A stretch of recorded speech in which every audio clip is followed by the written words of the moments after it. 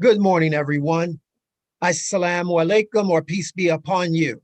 I am Imam Karib Bashir, and I am one third of what's known as the three wise ones.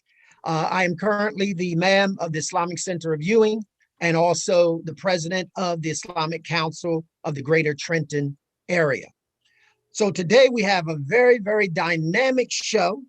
We want to discuss, of course, some things that have been taking place in the news, but our topic for today will be, is your faith under surveillance? So with this, with that, I would like to have my colleagues introduce themselves.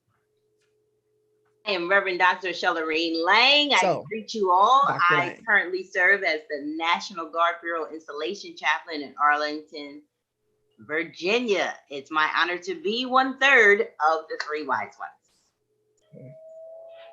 Hey, shalom, everyone. My name is Rabbi Seth Frisch. I'm coming to you from the New Shul of America, Lair House, House of Learning, and I'm just so glad to be with all of you today and to share with my fellow wise ones and this important broadcast.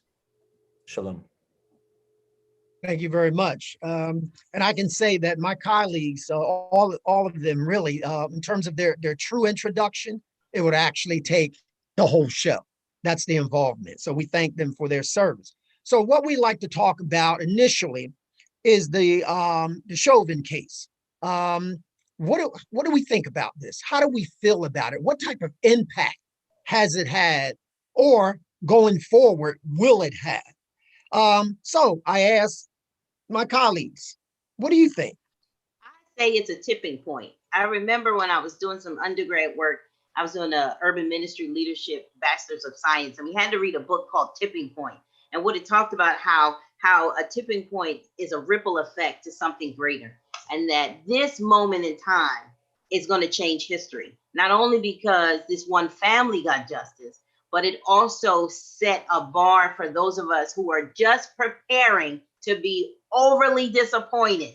Like we were all had that, this is not really going to work. So we were preparing for the anger that was coming, but then this verdict kind of plateaued it, but there's still that seething anger for years and years and years that things have to get better. So I think this will begin part of the healing process. However, we still have work to do. We can't just let up because we got one victory. We still got to win the war. Yes. It's interesting, Dr. Lang. I was thinking that, this idea of a tipping point, and I would love it to be that. You have a much more positive view of the future. I have apprehensions personally that this won't be a tipping point, or it will tip backwards. Sometimes people react backwards. And so I would like to share that certain optimism, but I look back on history and I see sometimes it doesn't work in the linear progression that we all hope for. So I'm with you in spirit. You have some reservations. Yeah. Yes, I do. Well, I tell you, from my perspective, I think it does create at least a foundation and an environment for more accountability and possibly reform. I think it kind of sets the tone for that. So I am hopeful, but at the same time, I have my doubts. But as an African American, I think that one of the mistakes that I think that we have to be very careful about is that a lot of the emphasis is only being placed on shootings, which of course that's the most serious. But as a Black man, as African American, I can tell you, just being constantly stopped by police officers, how we're treated, how we're approached. And oftentimes that leads to the shootings, or it leads to other things. So I think that the whole mentality has to change. And I think some of that, when there is more accountability, it will at least begin to lean or lead towards that. I think it'll have an impact on what they call qualified immunity. I mean, I think qualified immunity is cover for, we get to decide who's important and who's human and who's not. And so I think there are police officers, there have always been good police officers. And I think the narrative now is that you can say that a cop is bad without nullifying all the good cops. Like the narrative they were trying to feed us was, you either are blue lives or black lives. But this shows, even in the trial, that you can have a good officer say that a bad officer is bad and still be loyal to Blue Lives Matter. So now the polarization, I think, is going to change, and we could do and instead of or. I have a certain reactions to that. I'm well aware that in the Talmudic tradition, we have essays that speak of the importance of the police. And if it weren't for the police, there would be chaos and just so much societal discontinuity. And so I can't really, in good conscience, talk about the elimination of police. But I can certainly speak of progress, training, sensitivity, so that when any specific police person, man or woman, of any level enters into a high velocity situation and engages in something that is just overwhelming to him or her, I want us better prepared. This kind of hyper reaction. We saw in Columbus, a policeman arrives on the scene, there's a knife, there's fast moving action. We don't have the ability to see frame by frame, or at least in real time. And all of a sudden, 3 shots ring out and a young woman is dead.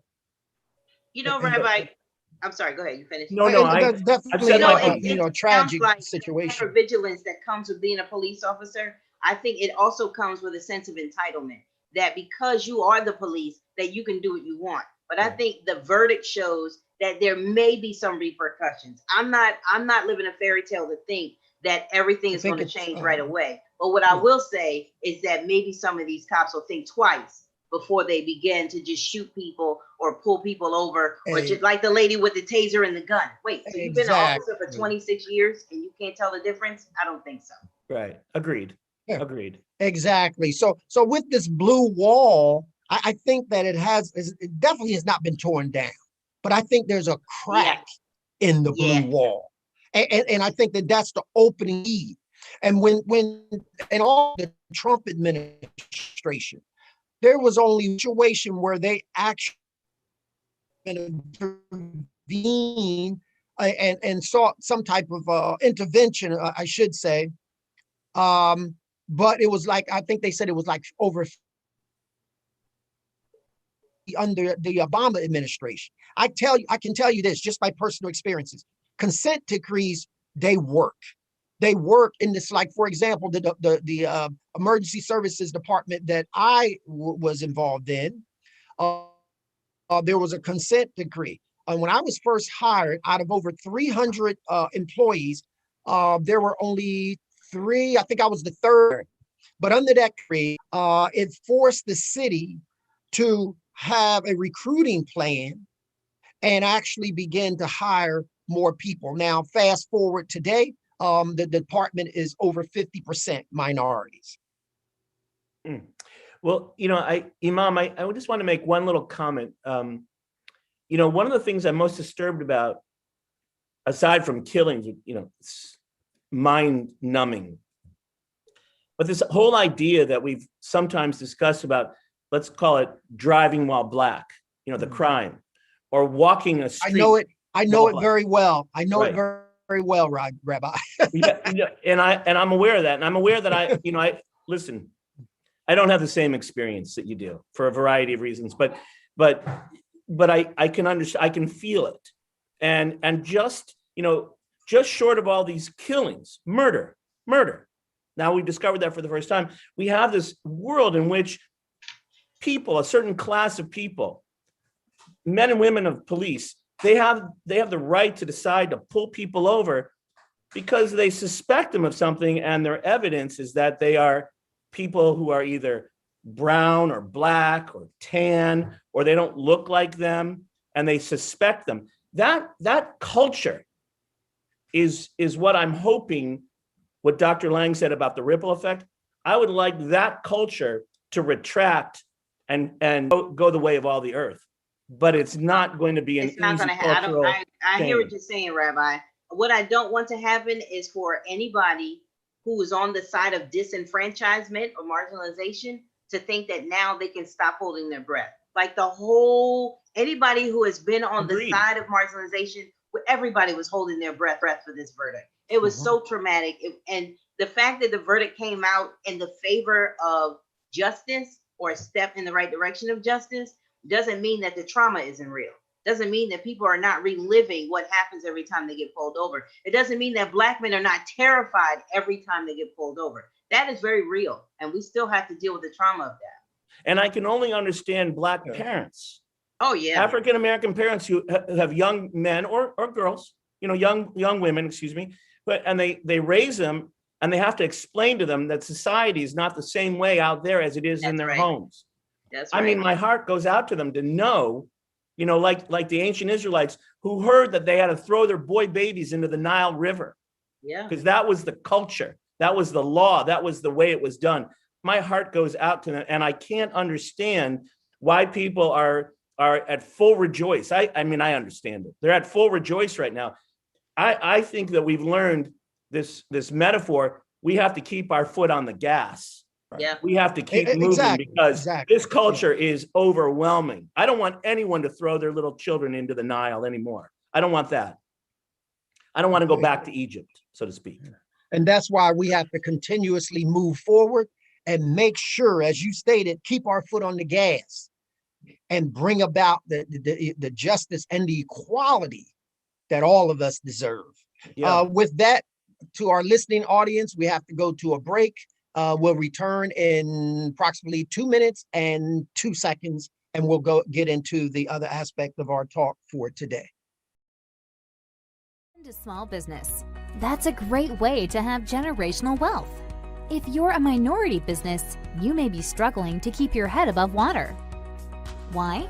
In 2019, the Black community spent $1.5 trillion because the Black dollar lifespan, 28 days Asian communities, 19 days Jewish communities, 6 hours a month in the Black communities. Major brands target the Black media, TV, and radio. That's why Blacks are brand shoppers. That's why they get a big slice of that $1 trillion pie. Your business needs exposure. You got quotes from cable networks and local radio. They charge a lot of money for a little exposure. Networking and social media is a full-time job to get part-time money. Let's look at a successful Black business model. Remember Soul Train? It was a new Black TV show that Johnson Cosmetics increased the exposure of Afro Sheen and made billions of dollars for Bobby Johnson. Where are you going to find a good show for a low price? We have a talk show called What You Got to Say. What You Got to Say is a Black-owned talk show streaming live on YouTube channels, Facebook Live. What You Got to Say has a diverse audience from 18 to 62 years old, and their gross income range from $32,000 to $122,000 a year. That exposure will get you a good slice of the $1.5 trillion. Tell us about your business. May be able to get on our Black-owned spotlight. In 4 weeks, your business can go from surviving to thriving. To find out how you can get what's yours, email sales@squiresignage.com. They're waiting to hear what you got to say. Welcome back, everyone, to the Three Wise Ones. So I have a question. Is your faith under surveillance? Now, listen very closely to what I said. I didn't say your specific house of worship, is it under surveillance or being spied upon? I said, is your faith under surveillance? So let me ask you another question. If you found out that, and I am in New Jersey, so I'll use that state, if all of the Presbyterians in New Jersey were being spied on, how would you feel? If you thought or found out that all the Catholics, not one particular church, but all Catholics were being spied on, how would you feel? If you found out that all the Jews in New Jersey were being surveilled or spied upon, how would you feel? And what do you think the outcry would be from the government?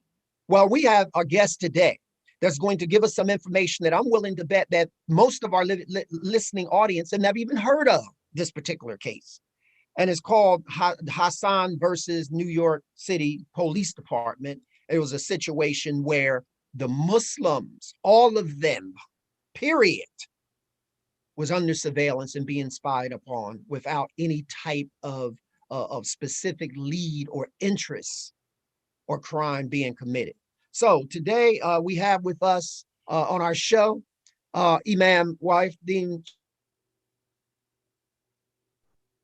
Sharif, who is the president of the Council of Imams of New Jersey.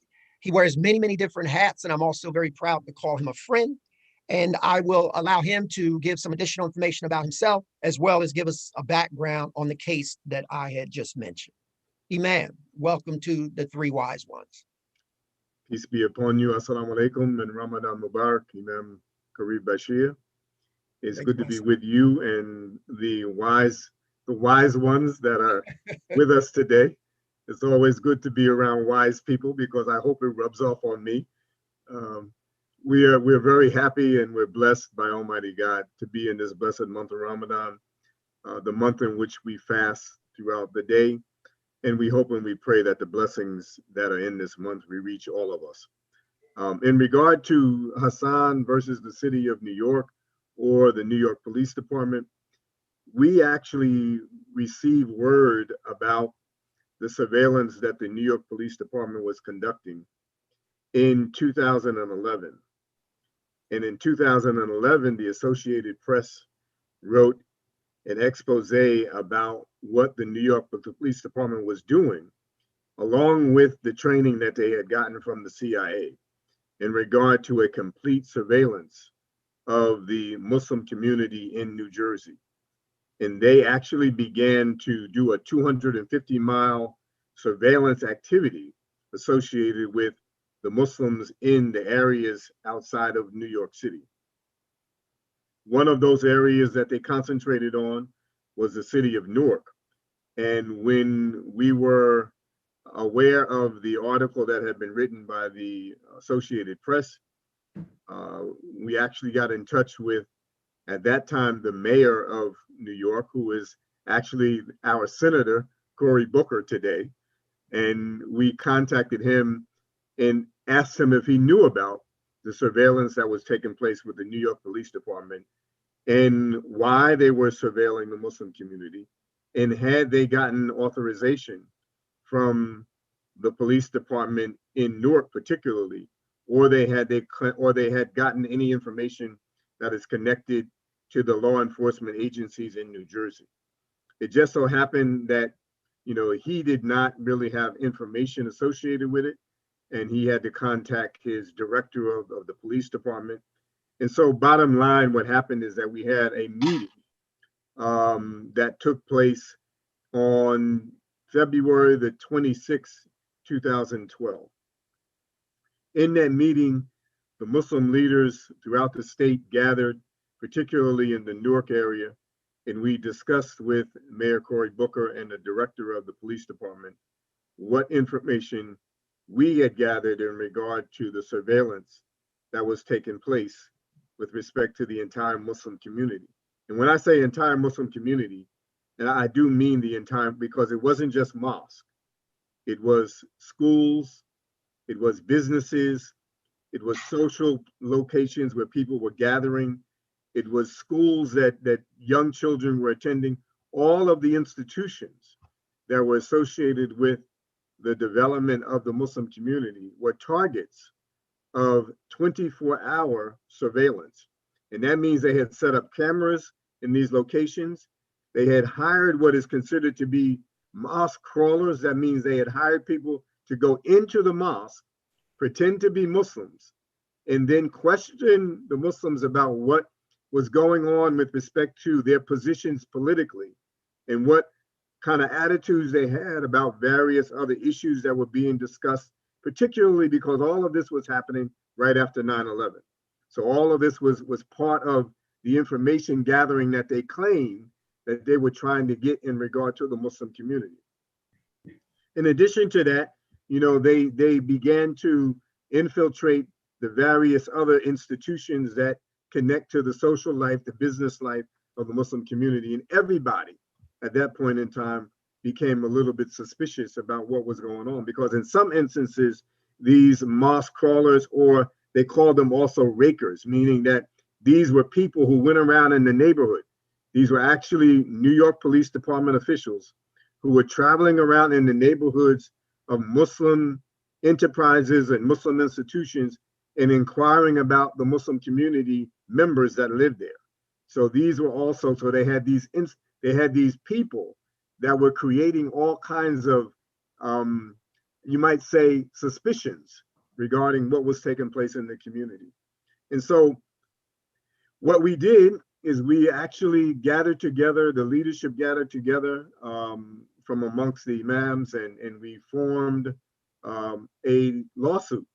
The Council of Imams became a complainant with about another 11 other institutions that are part of the Muslim community. And we filed a lawsuit that was actually monitored, and the advocates for that became an institution called the Muslim Advocates, as well as the Center for Constitutional Rights. Those were the two main entities that picked up our case pro bono and filed a lawsuit against the New York Police Department. And the reason why the filing was taking place is because we filed a complaint against the New York Police Department for the breach of the First Amendment right of religious freedom that every citizen of the United States has in this country. That they had actually breached that constitutional right. In addition to that, they have breached the 14th Amendment, and the 14th Amendment is associated with equal protection under the law. So we filed that particular lawsuit, and as a result of that, in 2012, we filed a lawsuit. What happened is the judge in New York actually dismissed the case. He dismissed the case, and we, along with our attorneys, filed an appeal. And so we had to go to the appeals court in Philadelphia, in which the appeals court, as you may know, it consists of 3 judges. And those 3 judges heard our case in regard to having the right to file this lawsuit, and how we considered the breach of these constitutional rights something that needed to be examined, and because it wasn't just about the lawsuits it wasn't just about the constitutional rights of Muslims, it was about the constitutional rights of every citizen of the United States. Because if the constitutional rights of the Muslims can be violated, then every citizen of the United States Constitution can be violated. So we were speaking not just on behalf of the Muslim community, we were speaking on behalf of the faith communities themselves and the general population of citizenship that exists in the United States of America. Thank God, by the grace of Almighty God, we won the appeal. And so as a result of winning the appeal by all 3 judges agreeing that the Council of Imams and the other 11 the other plaintiffs had grounds for the lawsuit, it was sent back to New York, and the continuation of this lawsuit continued. And as a result of that, we believe that the New York Police Department felt that they had to reach a settlement. Now, the settlement, they didn't admit guilt. They didn't admit, and they will never admit guilt, but they did agree to a settlement that ultimately was negotiated. It took a while for us to negotiate it, but the reality is that this whole process, it wasn't until 2018 that we actually settled this case. So we filed the lawsuit in 2012. 6 years later, we ended up with a settlement.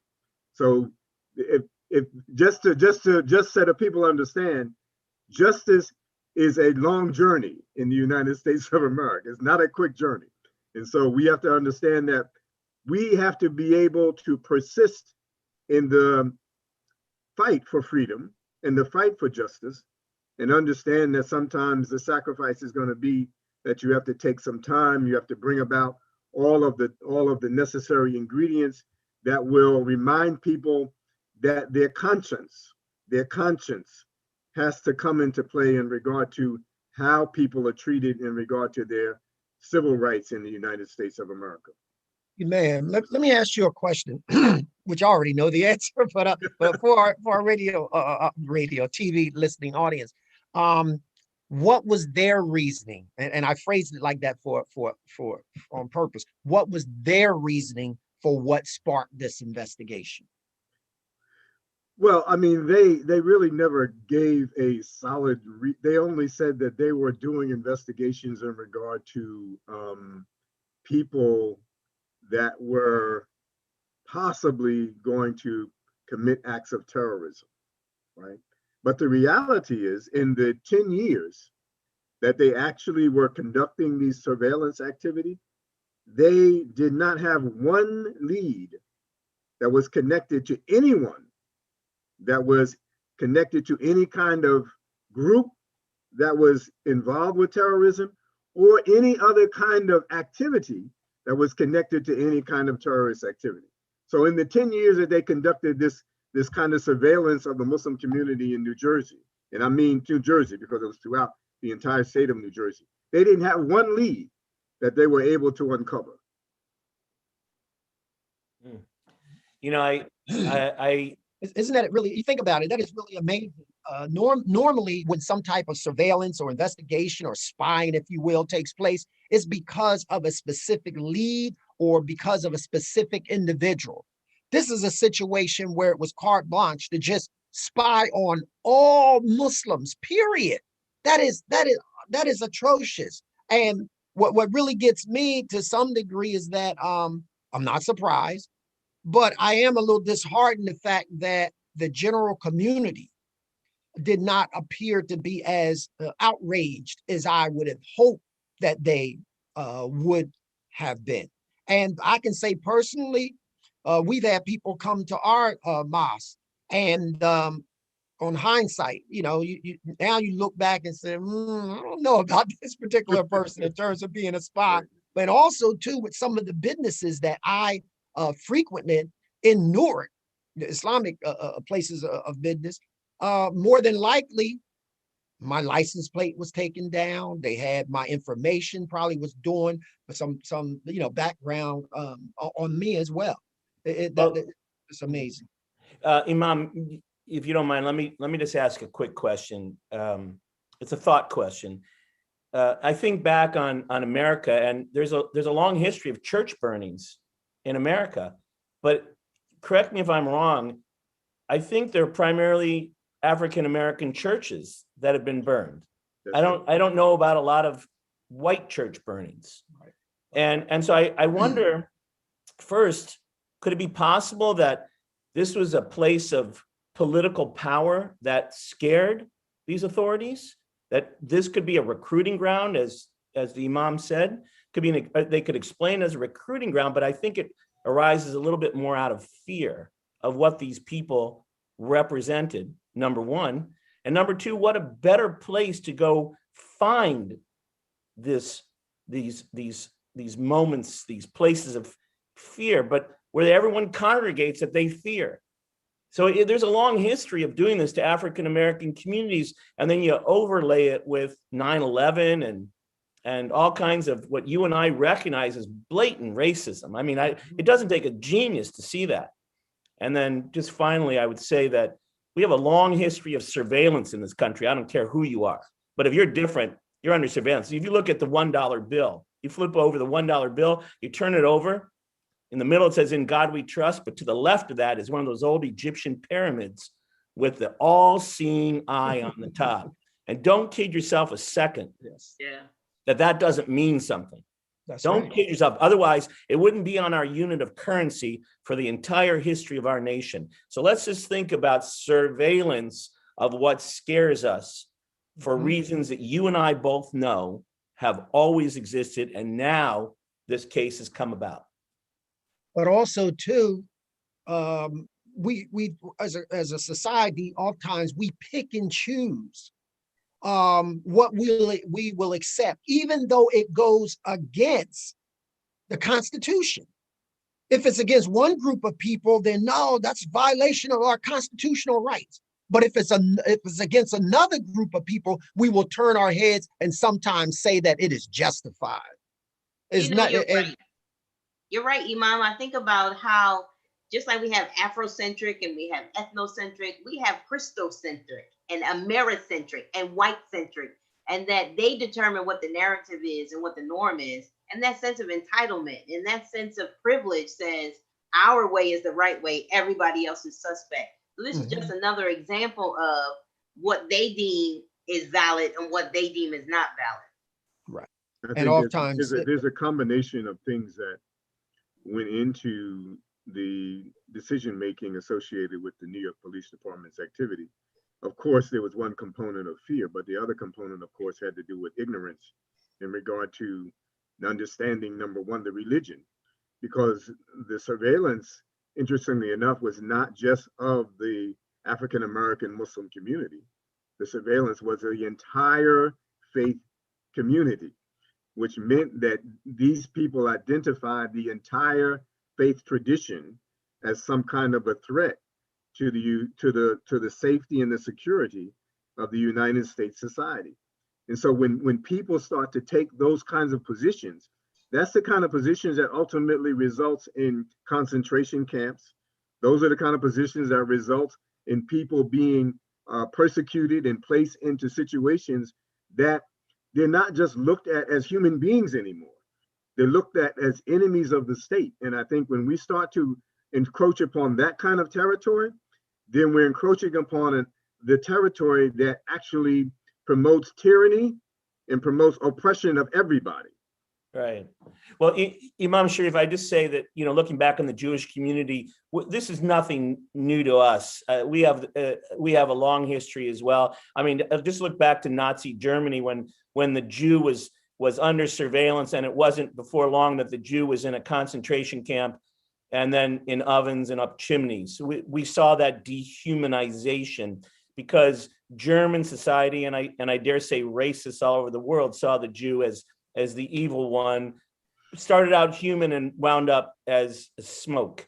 And so when I see that in this country, I'm hypersensitive that they isolated not only a community of faith, your community in this case, but they isolated a community of faith that coincided with a history of church burnings and surveillance of African Americans getting together just to have what everyone else has guaranteed by the Constitution.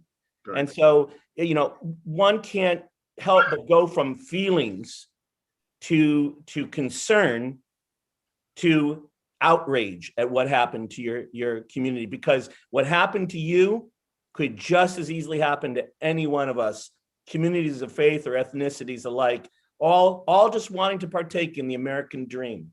All.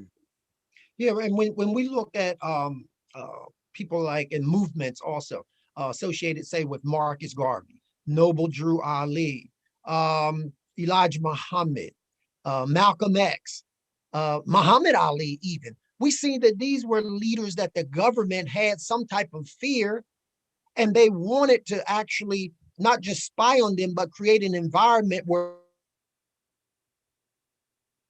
other people will fear them, thus allowing them to do pretty much whatever they wanted to do. And in some ways that this has been successful. Now, one of the things too that Imam, maybe you could just speak to this, is that and you already kind of alluded to it, that even though this was widespread, there was no convictions, there was nothing that was discovered. It was just widespread spying and surveillance.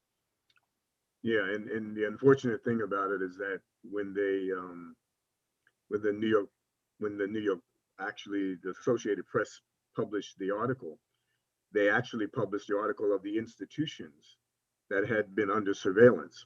Now, in many instances, people don't realize that if someone reads that article, they will naturally shy away Right. from those institutions, which ultimately had a very, very negative impact on the schools that children were going to.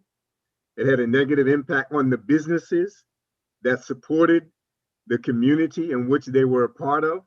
So all of the fallout that was associated with this surveillance began to trickle down to not only the social impact, but the economic impact that it had upon the community.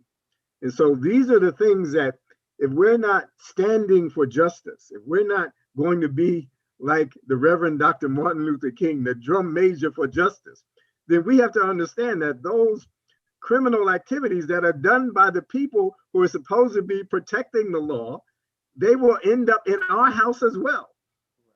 And so these are the things that we wanted to point out. And I think these are the messages that we delivered to the New York Police Department. And I think particularly after the appeals court trial that we had, they realized that, our argument was reasonable, our argument was sound. And they realized that, they were dealing with some people that had some very sound truths that were working against the positions that they took. So they claim they dismantled the demographic unit that they had in terms of doing the surveillance. I don't necessarily believe that to be true. I still think that there's probably a lot of surveillance that is going on. We understand because, Imam Kareem Bashir and I remember that our temples and mosques were under surveillance in the 60s. And Yes. and we had the same kind of experience of people basically breaking into our places of worship and beginning to ramble through all of our documentation. And so we understand that these things happen, and we have to just be vigilant in regard to educating people so that the people, after they receive an education, they will think twice about what is right, what is wrong, what is moral, what is immoral, and those things that hold up this country. They will not be so quick to dismantle them.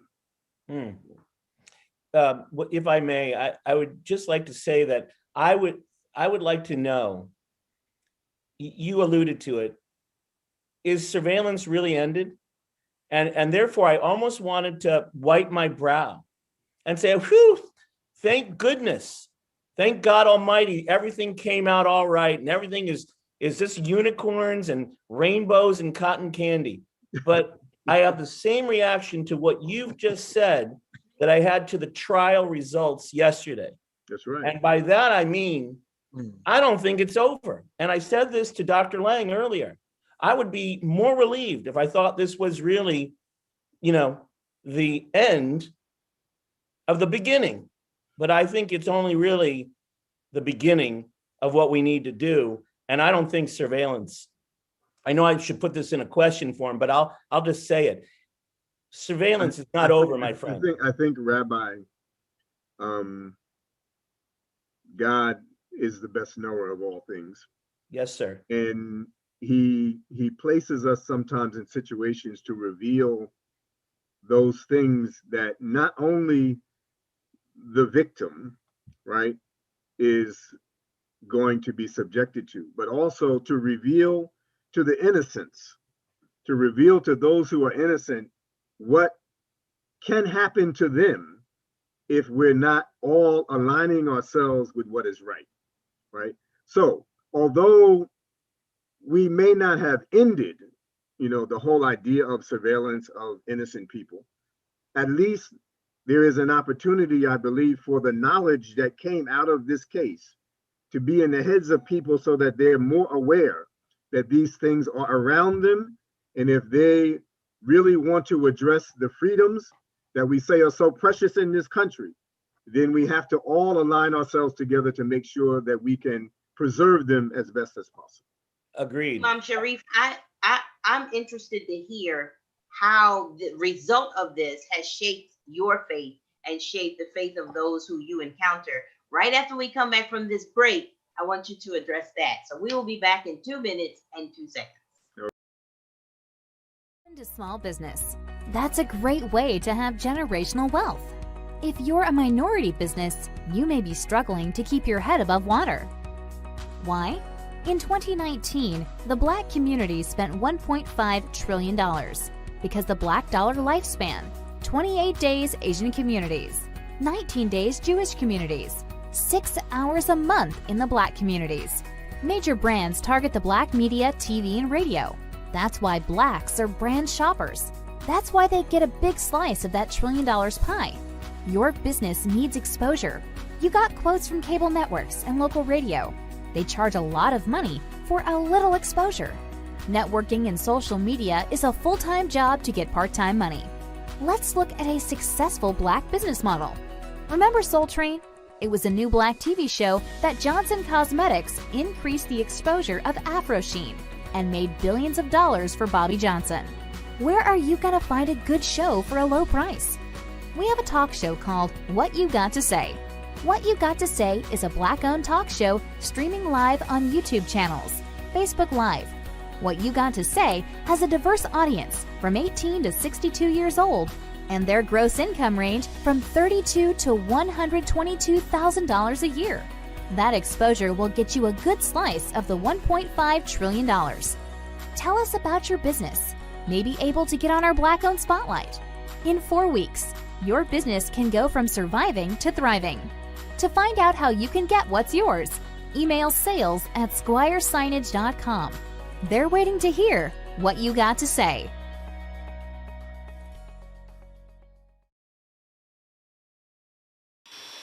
Welcome back, everyone, to a very, very important conversation about surveillance in America and where is it all leading? And the question that Dr. Lang posed that we'd like to reiterate now to Imam Sharif is, you have lived through this. How has this affected your faith? What has come about as a result of having lived through this surveillance and this type of the scrutiny of your church and, of your masjid?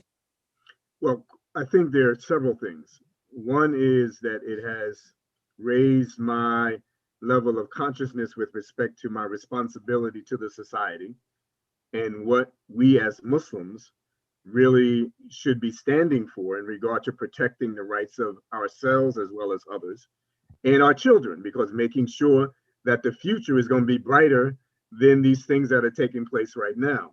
So those are, and the other component of this is that in the experience itself, we had so much support from other faith traditions in regard to protecting the constitutional rights of those people of faith. We had support from the Jewish community, we had support from the Christian community, we had support from the Sikh community, we had support from various other faith traditions who understood that if they did not support this particular effort, that their faith tradition was going to be next. So these are the things that I think are important for me, because it created the kind of bonds that I believe people of faith are supposed to have, right? So again, this is where we are, and people need to really be aware of the fact that it hasn't ended. We just have to be aware of the fact that we need to come together in order to make sure that we can hopefully address it.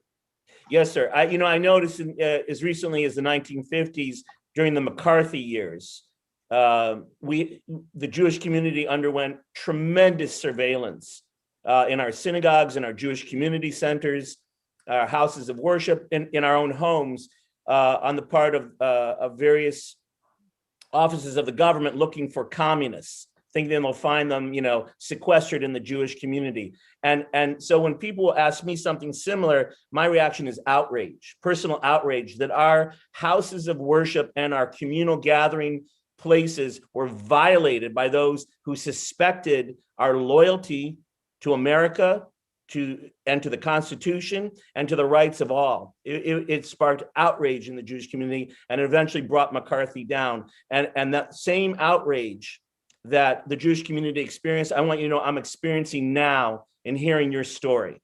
And I want to thank you for that, because it reminds me of how much work is yet to be done. Even though we have this ripple effect of goodness going on this week, we also have the reality of what's come before us and what has not disappeared and what we have to invest ourselves in for the future. So I thank you for that. I have a question.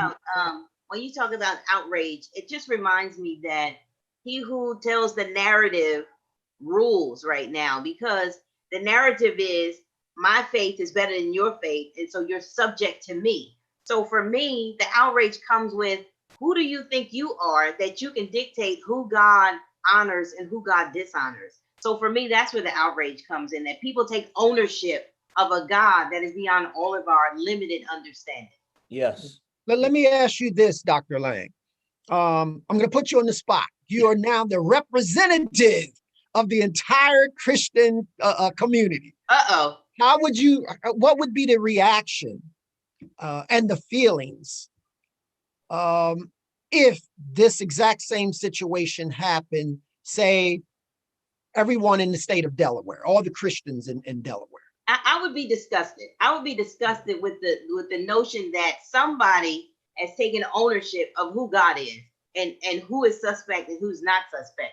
I'm not certain that my default position would have been a lawsuit, because my default position probably would have been by any means necessary. Like, who do y'all think you are? Like, and then I'd have to go back and say, wait, I'm supposed to love my neighbor. But then I would wrestle with loving my neighbor because my neighbor is also claiming to be Christian. Like, this country was built on Christian principles, but in the name of God, they did such evil things. So you don't hold a barometer of integrity at all. So now I would just be like, so who do you really think you are? And then my default wouldn't be, let's do a lawsuit against the government. Mm-hmm. Well, I'm going to let you guys in on a little secret here. Rabbi and Dr. Lang, because you're on the same show with myself and Imam Sharif, now you are under surveillance. You know, but anyway, let me just Imam, let me just say this to you. You beat me to that. You beat me to that, because I was going to say that you and Dr. Lang, as a result of being on this show with me, you are under surveillance. So I don't know who just trumped who. Pardon me. Well, I don't know. I'm in the military, so I think because you're on the show with me, that you now both are under surveillance. Okay. But let me say this, because I want to be perfectly clear with our listening audience. Even though, you know, we're laughing and we're making light of some things, right. This is not funny. That's very, very serious. And I am angry, but we say, praise be to God. You know, we've been instructed about how to handle anger, and anger should solidify us. It should make us do what? To stand up and fight against justice. And I think this is what Imam Sharif was mentioning as well. And also, too, it is actually brought together the African American Muslim community, and, for lack of a better term, I'll just say the immigrant Muslim community, because this stuff I've been experiencing all my life. Some of my Egyptian and Pakistani and so on and so forth, Arabs, you know, maybe they're in this country and they haven't experienced it firsthand, but it made them realize. So actually it brought us closer together in terms of trying to fight this injustice. So, you know, and the fight goes on. It really does. It really Imam, does. can I just mention here that I look, that makes me personally happy that you've been able to join hands within your own faith traditions. I'm gladdened by that. But I want to add to that something that our guest Imam said today. He was immediately contacted by members of the Jewish community and the Christian community and the Sikh community. So I dare say that things that cause us concern and possibly outrage in injustice, they bring us all together. Because as the Imam mentioned, and I hold that truth to be self-evident, when we are under assault for our very rights as human beings and citizens of this country, allegiant to the Constitution and under the protection of the Constitution, when we are under assault, we are one. And what can hurt one can hurt all. So we must be together, not just because it's utilitarian, but because it's right. And that is what our guest Imam Sharif today brought to me and reminded me of the fact that we, like our God, we are one. You know, Rabbi, it's interesting you say that. As far as we are one, I think that would be nice to say. So now I'm taking your side, your stance with that whole, I'd like to be optimistic like you. Yeah. All it would take is one little thing to happen, and then everything will be dismantled. So even though it appears that we all are one, just like think about the feminists and the womanists. we were all females fighting for the right to vote. But white females said, we're not fighting for those black females. We're fighting for white females only. So even that inner division within that context is always going to be as long as it's one person. Well, Dr. Lang. So we're all under surveillance. Right. We still have our own idiosyncrasies. Well, Dr. Lang, I just want to answer that. I want to answer that by saying almost the same thing I said to you before. I, like you, I can be optimistic. I can be, and I want to be, but I'm also apprehensive. Yeah. And the reason is simply what, in a restatement of what you said, life is fragile. Mm-hmm. The family of humanity, what we used to call the family of man, but since I met you, it's the family of humanity. Amen. Right? It is a fragile family. And family, I think you know from what we all practice, whether one is, Muslim, Jewish, or Christian, and all the stripes, all the variegations. Life and family is messy, and it can fall apart on a dime. You're right. But I can be, Dr. Lang, like you, I can be optimistic, but simultaneously I must be apprehensive. And your apprehension has some validity. I look at when the Chauvin verdict came down, at the same time, the young lady was being killed in Ohio. And so as everybody was saying, that's right, George Floyd shouldn't have been killed, you had white people saying, oh yeah, but that girl, she shouldn't have resisted arrest. And you had black people saying, well, everybody was like, it was like in that second, everybody was together. But then the next second, it was divided all again. Yeah, I agree. Yeah, and that is so true. The country definitely is divided. I mean, my religion, and equally is yours as well, it teaches us, well, actually it's a verse in the Quran that pretty much says that, God created us male, female, from different nations and tribes, colors, languages, etc., for us to get to know one another, not to despise one another. So we have to begin to look at is what all these things that are taking place. Is it stronger in terms of what divides us or what brings us together? But I do want to share one thing relative to the African-American experience and the African-American Muslim community. Not too long after 9/11, there was a group of Black leaders, African-American leaders, that had gathered, and they were discussing different things. And one of the things that came up in terms of the anti-Muslim hatred and that was taking place not too long after 9/11.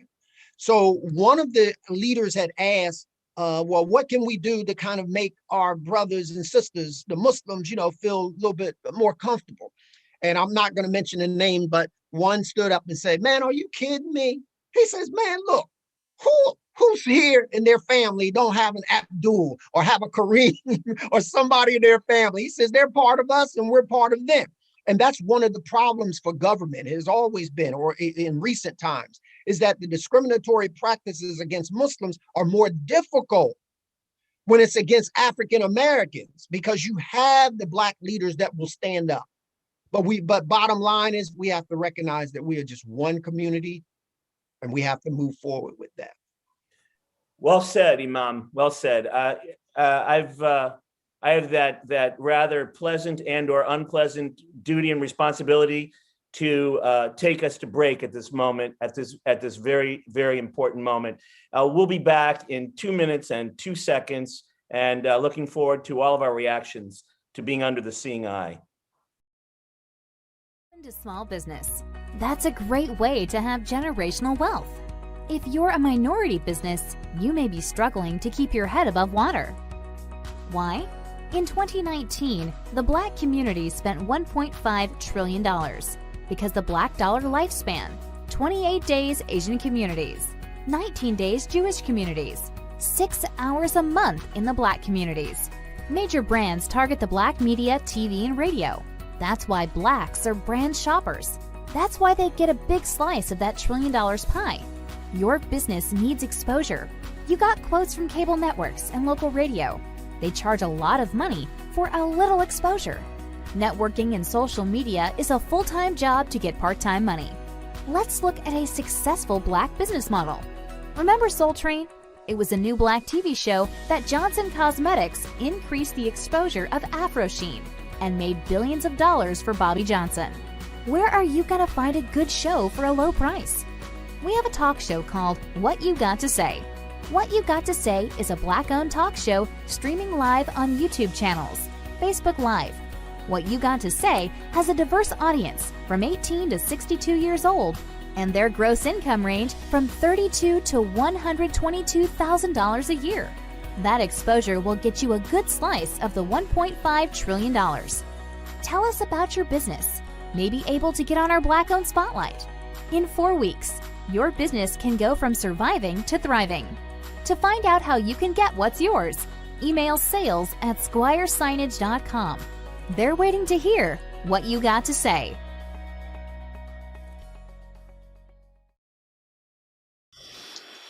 Welcome back to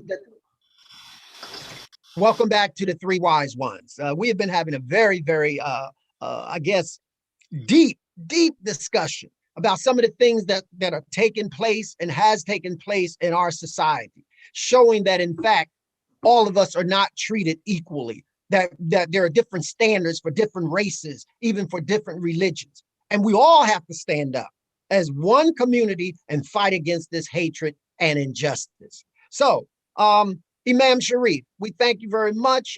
We just like to extend to you, our heartfelt appreciation for your comments and exposing some of the things that are going on, and we believe that's still going on. So, share with us some of your closing comments. Well, I'm hoping that today's conversation is a conversation that will continue, because we know that there are many people out there today, and as we have just seen on the 6th of January, associated with people who still think that there is superiority and inferiority with respect to the human family. And I think what we have to do is we have to educate people so that they can understand that when Almighty God created the human soul, he created one human soul. That human soul that is possessed by every human being, regardless of what skin color they have, regardless of what religious background they may have embraced. But the important thing that we have to understand is that we are human. And we must begin to understand what that really means, because I don't really think everybody understands what it is to be human. And when we can start educating people about how to express that humanity, I think there's an opportunity for us to have peace and security within our society. This is the task that religious leaders have to embrace. They have to embrace the universality of their faith tradition and how that connects to the other faith traditions, because there is a continuum of what the prophets brought in terms of the message. The message came from one source, Almighty God. And when we understand how Almighty God sends messengers, we understand that he is not going to send a messenger that is going to basically go against the messenger that preceded him. So we understand that this message that we're delivering does have a continuum. It does have a connection. And we have to embrace each other and cooperate with each other on the basis of righteousness and on the basis of having the consciousness to serve Almighty God in the goodness of other people. Beautiful. Thank you very Amen. much. I don't know how much time we have. 30 seconds, Dr. Lang. I would say that it's time for us to stop acting like we have ownership of who God is. God is bigger than all of us.